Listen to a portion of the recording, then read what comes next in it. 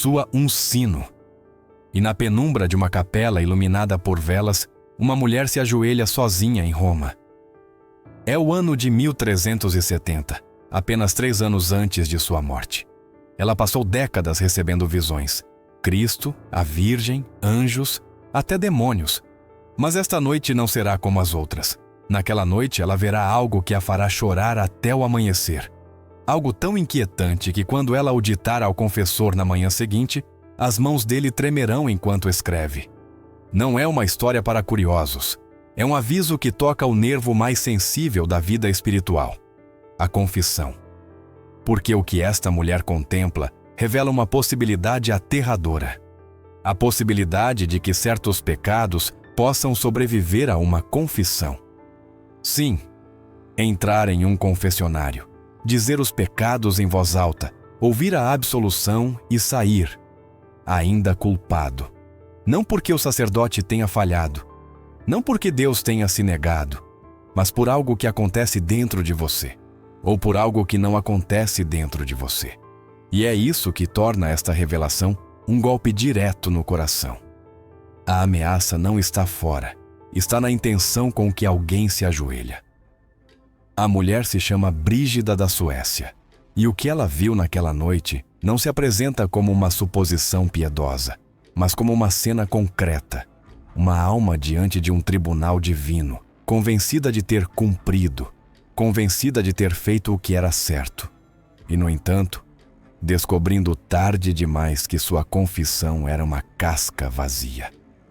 E aqui nasce a pergunta que deveria perseguir qualquer um que alguma vez tenha se confessado às pressas, por costume, por compromisso, por medo de passar uma má impressão, por tem que confessar porque uma data especial se aproxima. A pergunta é simples, mas dói. Contou de verdade? Porque por fora tudo pode parecer impecável. A fórmula, os passos, a penitência, a rotina. E ainda assim, segundo o que Brígida contempla, há algo capaz de anular tudo por dentro. Uma confissão feita sem verdadeiro arrependimento, sem um coração que realmente se volte para Deus. Por isso esta história incomoda. Porque não acusa o sacerdote, não acusa a igreja como instituição. Não culpa os de cima. Aponta para um ponto cego que cada pessoa carrega consigo para o confessionário. O motivo real, o tipo de dor pelo pecado, a sinceridade do desejo de mudar. Nesta noite, vamos levantar o véu e olhar para o que Brígida afirma ter visto. Vamos seguir o fio de suas implicações. O que distingue uma confissão viva de uma confissão teatral? Por que alguns pecados ficam grudados na alma como se fossem correntes? E como se pode evitar essa armadilha sem cair no desespero? Mas antes de entrar no julgamento que ela presencia, há algo imprescindível. Se sua voz não fosse confiável, tudo o que viria a seguir seria apenas um relato. Por isso, primeiro devemos entender quem era realmente esta mulher. E por que, séculos depois, sua advertência continua soando como um golpe seco na consciência. Para entender por que este aviso pesa tanto, primeiro é preciso olhar para a mulher que o transmite. Porque se isso fosse apenas um relato piedoso, seria apenas mais uma história. Mas a vida de Brígida da Suécia não foi a de alguém que buscava atenção, nem a de uma visionária caprichosa. Foi uma vida atravessada por poder, dor, obediência e uma transformação que não se explica com facilidade.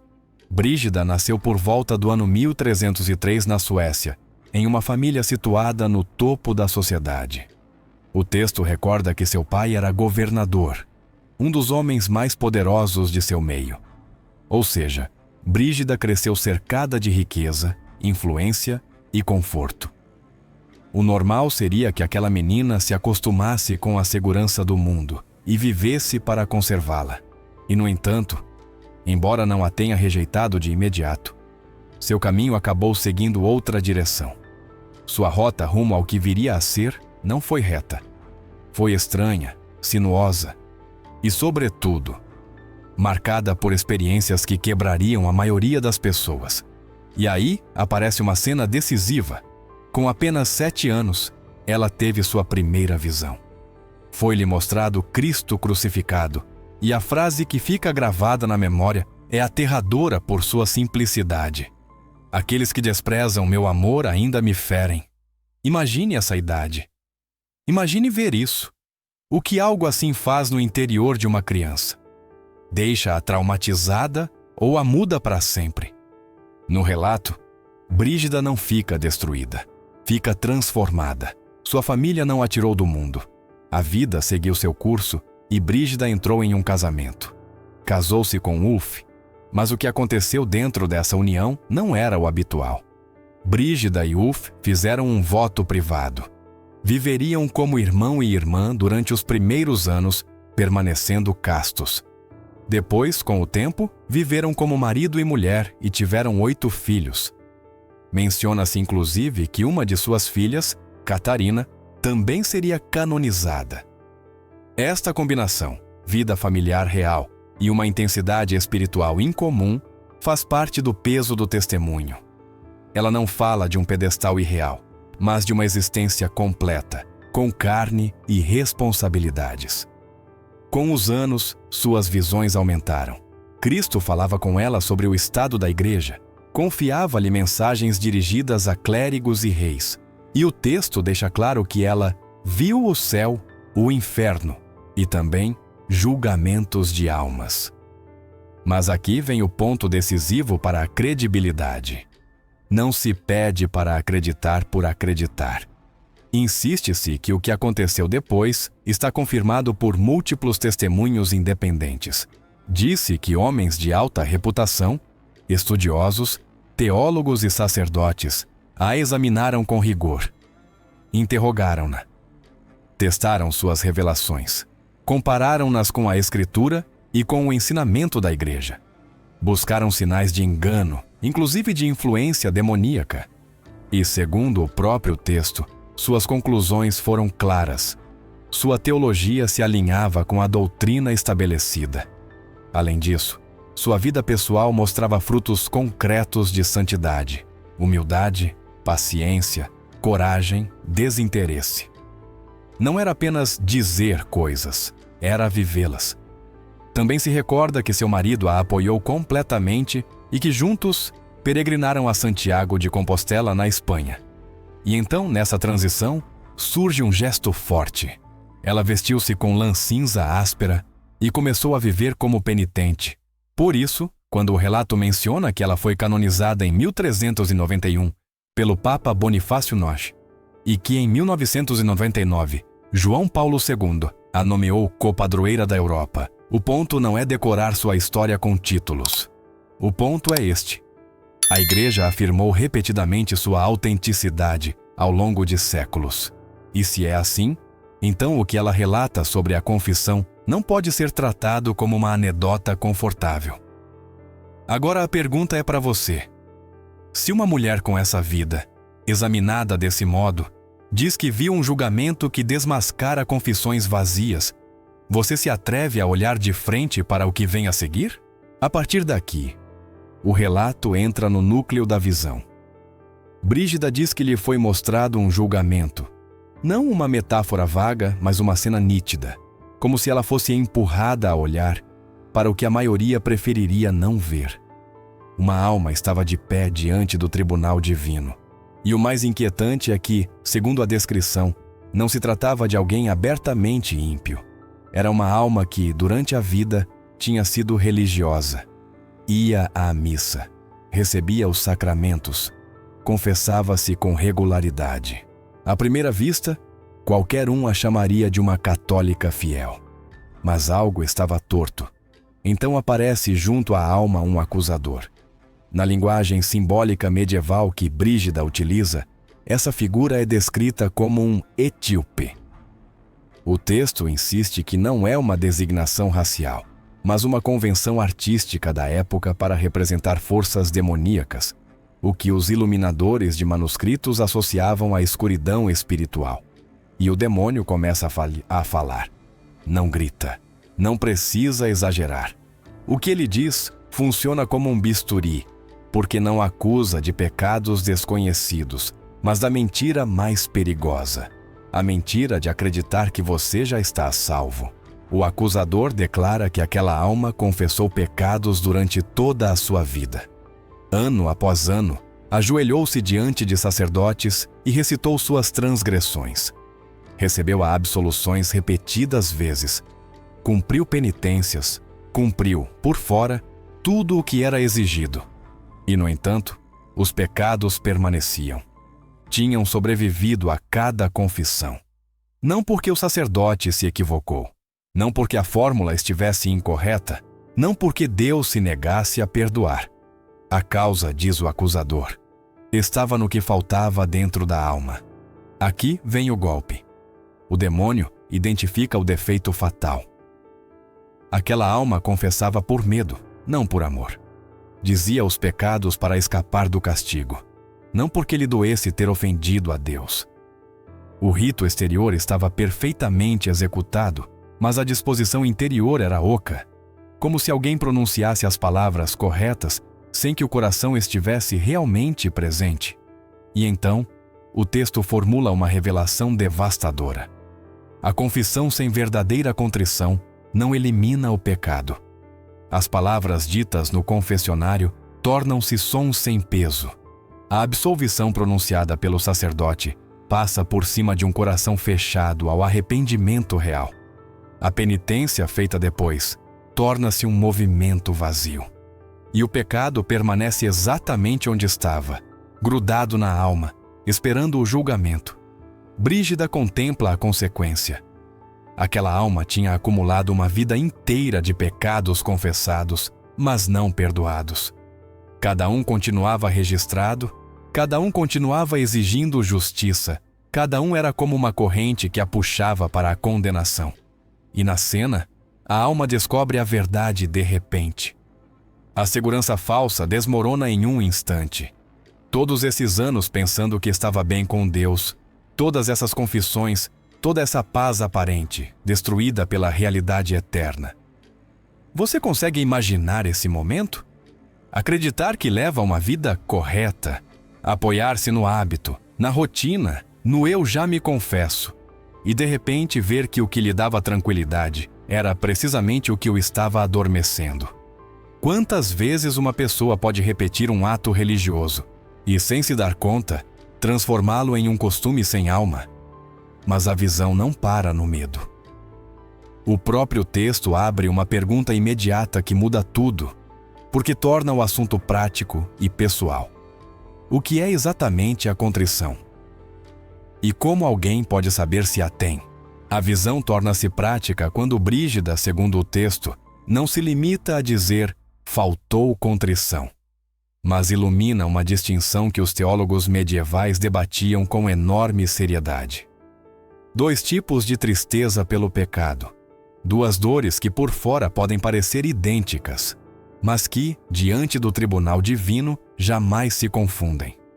O primeiro é o que a tradição chama de atrição.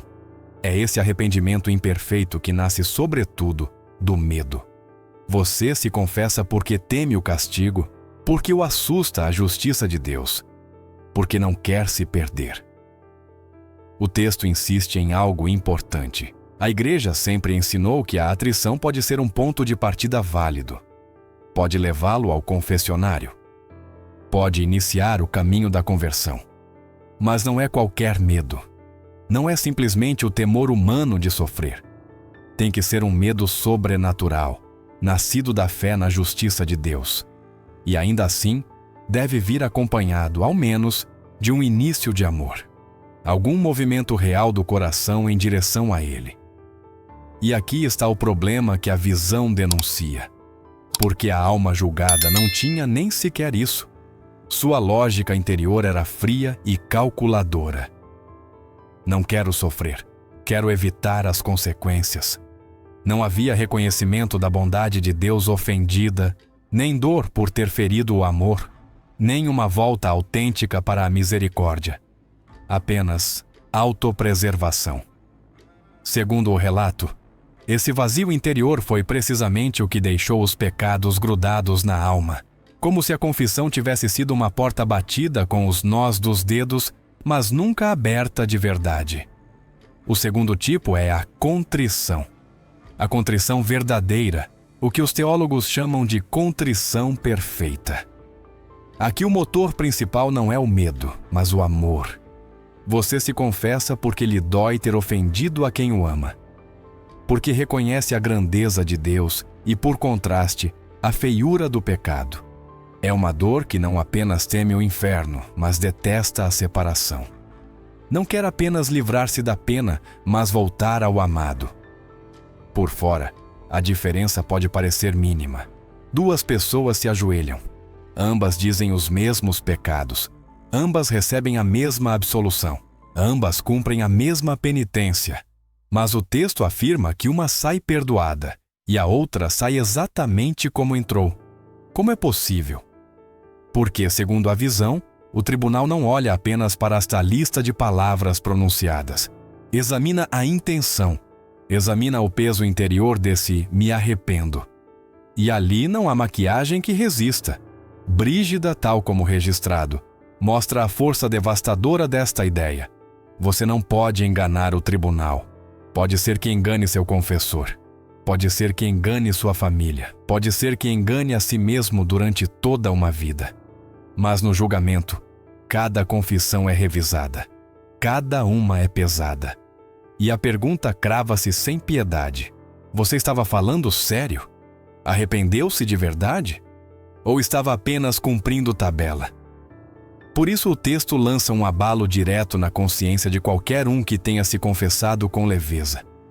Cada vez que você se apressou, cada vez que minimizou um pecado para que soasse menos grave, cada vez que terminou e não sentiu nada, nem gratidão, nem resolução, nem um desejo real de mudança.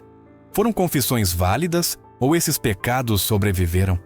E então aparece uma frase-chave que prepara o que vem a seguir. Brígida, que segundo o relato falava com Cristo, tratava a confissão com uma seriedade quase obsessiva. Não por escrúpulo vazio, mas porque tinha visto o que acontece quando ela se torna rotina. E justo quando você acredita ter entendido o perigo, o texto anuncia um passo ainda mais inquietante. Um tipo de pecado que, em uma confissão falsa, fica agarrado com mais força que outros. Um pecado que muitos católicos carregam sem sequer reconhecê-lo. E na visão, esse pecado será identificado pelo nome. O que Brígida viu não ficou em uma advertência geral sobre a contrição. A visão, segundo o texto, tornou-se incomodamente concreta. O acusador não apenas apontou que a alma faltava arrependimento verdadeiro, disse algo ainda mais inquietante.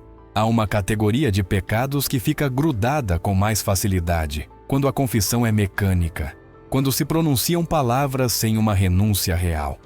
E essa categoria soa familiar demais. O acusador, cada vez mais específico, identificou os pecados que tinham permanecido mais firmemente aderidos, apesar de confissões repetidas. Pecados da língua, fofocas, murmuração, difamação, palavras duras ditas em um momento de raiva, mentiras por conveniência, exageros para parecer melhor, críticas disfarçadas de preocupação, zombarias escondidas sob o rótulo de "era só uma brincadeira". Não se tratava de um grande crime que escandaliza o mundo.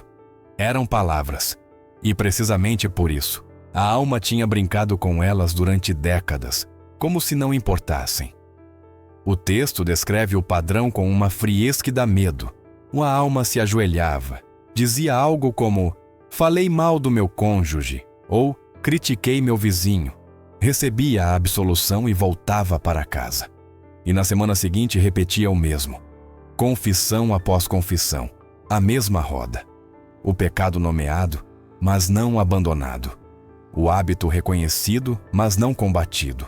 A absolução recebida, mas sem um propósito real de mudar. Aí aparece uma ideia-chave que o texto chama pelo nome: o firme propósito de emenda. Não basta reconhecer o pecado. É preciso querer deixá-lo, de verdade. É preciso resolver fugir das ocasiões próximas que o empurram a cair. É preciso planejar mudanças concretas. Não apenas desejar vagamente ser melhor. se não existe essa resolução interior, a penitência torna-se teatro e a confissão perde sua força. Não porque Deus seja duro ou porque lhe falte misericórdia, mas porque a pessoa não está entregando o que o sacramento pressupõe. O caso da alma é ainda mais duro porque, segundo a visão, ela tinha confessado pecados da língua durante anos sem tentar seriamente dominar sua fala. Confessava a ira sem se perguntar o que a acendia. Confessava as mentiras sem tocar na raiz de sua desonestidade. Confessava palavras cruéis sem se comprometer com a mansidão. Cada confissão, uma representação. Cada absolução, anulada por uma intenção inexistente. E o pecado permanecia onde estava, escondido sob camadas de falsa segurança. Nesta noite, vamos levantar o véu e olhar para o que Brígida afirma ter visto.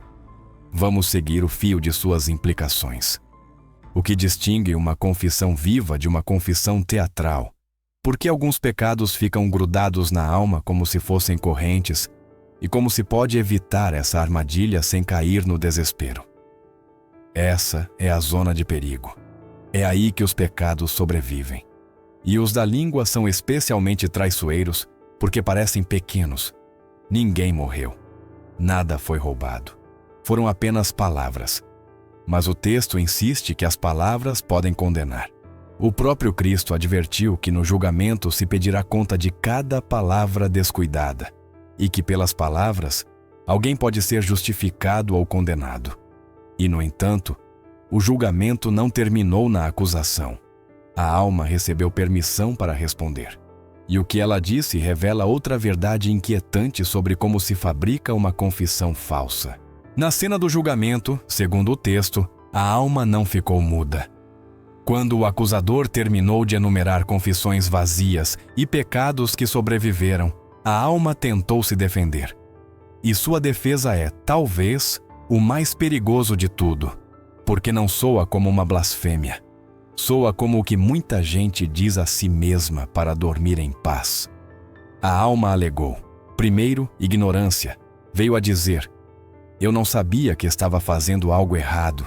Eu cumpria o que me ensinaram. Eu entrava no confessionário, dizia meus pecados, recebia a absolução. Eu fiz o que se supunha que eu devia fazer.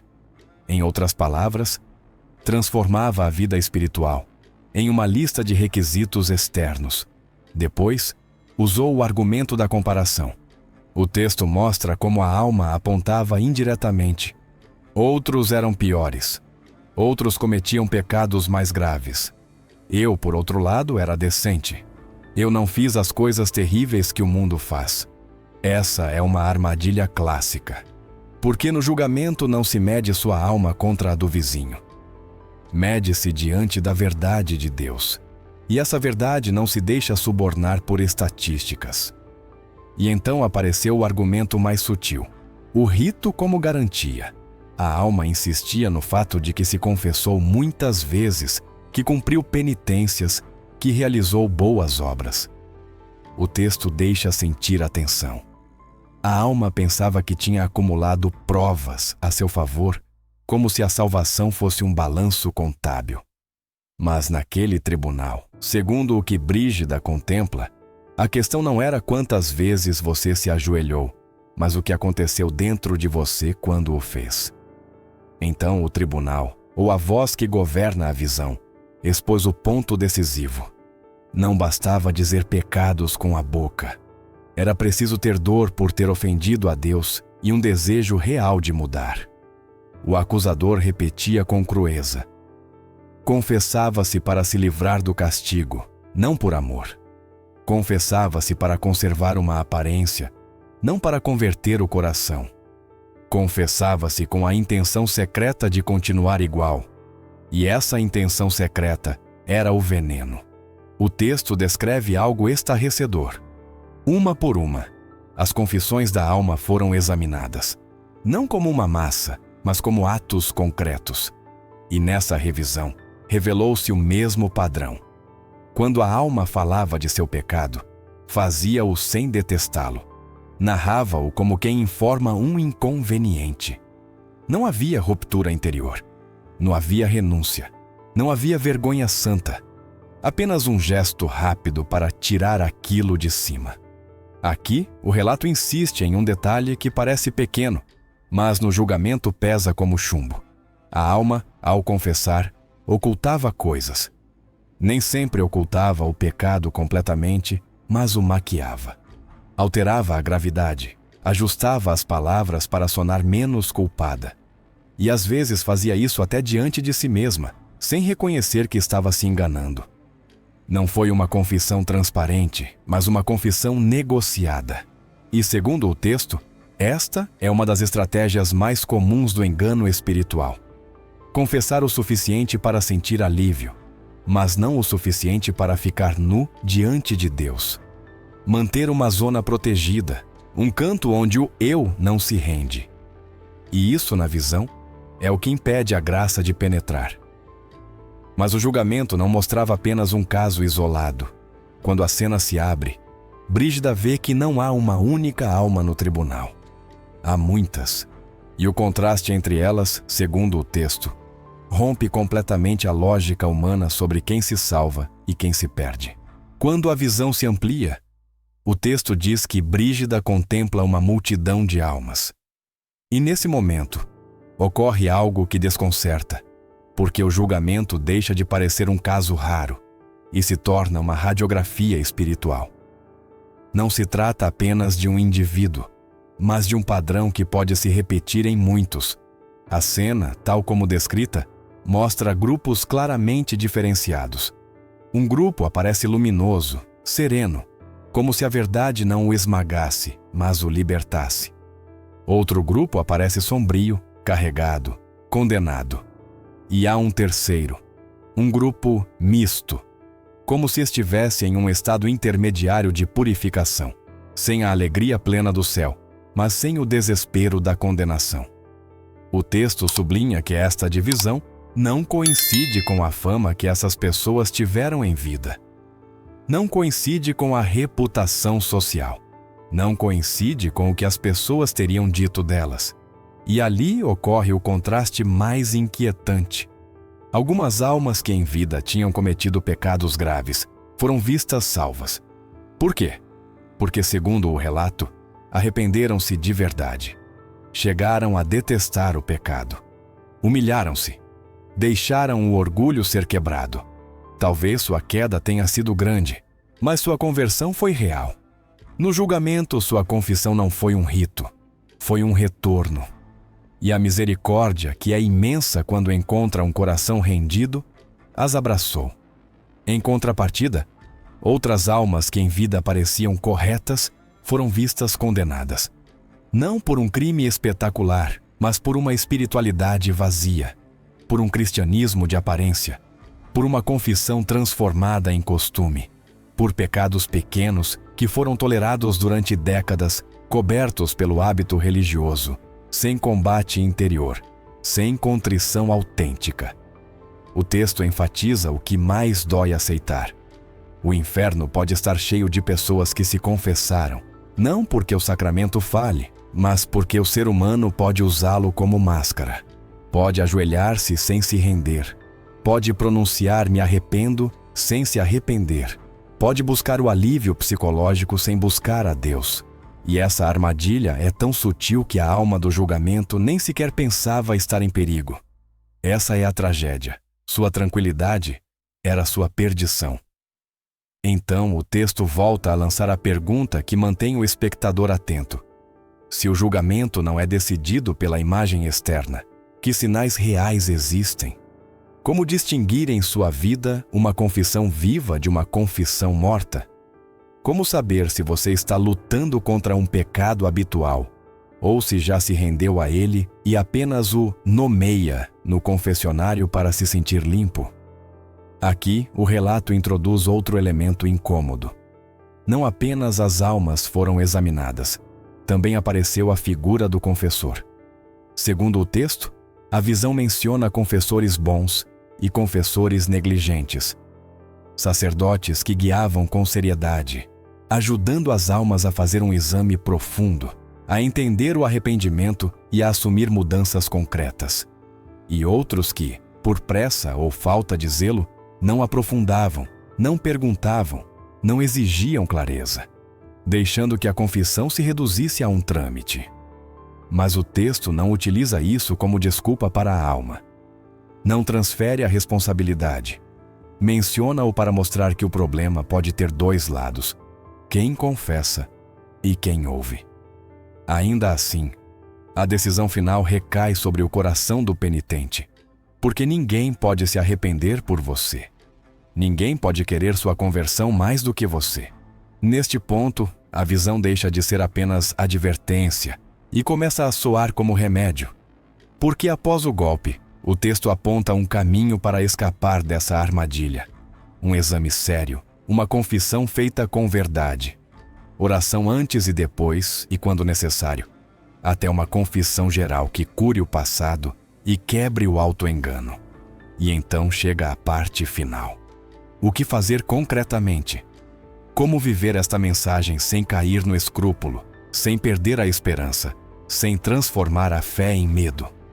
O texto encerra com um chamado direto, prático e à sua maneira cheio de consolo. A visão, tal como apresentada pelo texto, não termina com um golpe de terror, mas com uma volta para a responsabilidade e para a esperança.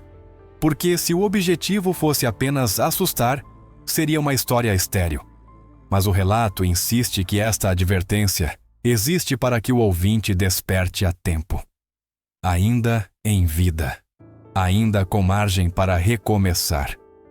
O texto retoma na ideia dos confessores.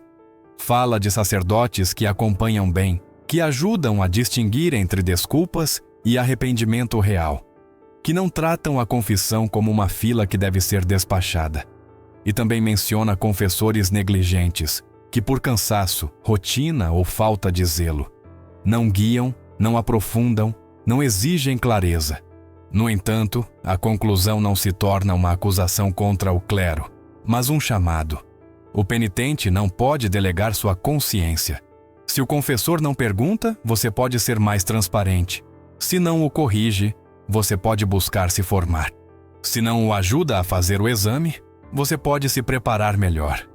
A salvação não se joga na comodidade de um trâmite, mas na verdade. Depois, o texto conecta esta visão com um fenômeno histórico. O declínio da prática da confissão na cultura moderna. Aponta com um tom quase elegíaco, como em épocas anteriores era comum confessar-se com frequência, e como no último século muitas pessoas se afastaram do sacramento, seja por perda de fé, por vergonha, por relativismo ou por simples esquecimento. E aqui a mensagem torna-se dupla. Por um lado, adverte sobre a confissão vazia. Por outro, lamenta que muitos abandonem completamente a confissão. O remédio não é fugir do sacramento, mas vivê-lo com alma. Então o texto enumera o que, segundo o ensinamento espiritual que acompanha a visão, constitui uma confissão autêntica. Primeiro, um exame sério. Não superficial. Não o de sempre, dito de cor, mas olhar de verdade para a própria vida. Segundo, sinceridade total. Não maquiar, não minimizar, não ocultar voluntariamente. Terceiro, contrição real. Dor por ter ofendido a Deus, mesmo que pequena, e desejo de voltar para Ele. Quarto, propósito firme de emenda. Não prometer perfeição, mas decidir lutar com fatos, mudar hábitos, cortar ocasiões próximas, pedir ajuda quando necessário. O texto também introduz um conselho que pode ser decisivo para muitos. Quando alguém passa anos confessando-se sem profundidade ou tem uma história longa de confissões incompletas, pode ser útil fazer uma confissão geral bem preparada, guiada por um confessor prudente. Não como um espetáculo emocional, mas como uma limpeza profunda, uma forma de quebrar a inércia, de fechar portas que ficaram entreabertas. Aqui chega o equilíbrio que evita o escrúpulo. O texto insiste que Deus não busca prender a alma em tecnicismos. Deus quer salvar. A misericórdia é real. O perigo não está no fato de Deus ser difícil, mas no fato de o coração humano poder se enganar. Por isso, a saída não é viver aterrorizado, mas viver desperto. Não é desconfiar do perdão, mas confiar nele com um coração rendido. A visão, então, torna-se uma pergunta final para quem ouve. Quando você se ajoelha, vai negociar com Deus ou vai se entregar? Busca um alívio rápido ou busca uma mudança real? Confessa-se para cumprir ou para voltar a amar? E a cena se fecha com um contraste forte, que o texto deixa como última imagem. Há almas que, ao ver a verdade, se desesperam porque nunca amaram. E há almas que, ao ver a verdade, se alegram porque, mesmo tendo caído, deixaram-se levantar. O julgamento não esmaga o arrependido. O julgamento esmaga aquele que se escondeu. Com isso, o relato não pretende que você viva com medo, mas que recupere a seriedade do sagrado. E que, se for preciso, comece hoje, com uma confissão preparada, honesta e viva. Porque, segundo o que Brígida afirma ter visto, não há nada mais trágico do que chegar ao fim com uma vida religiosa e descobrir que era apenas aparência,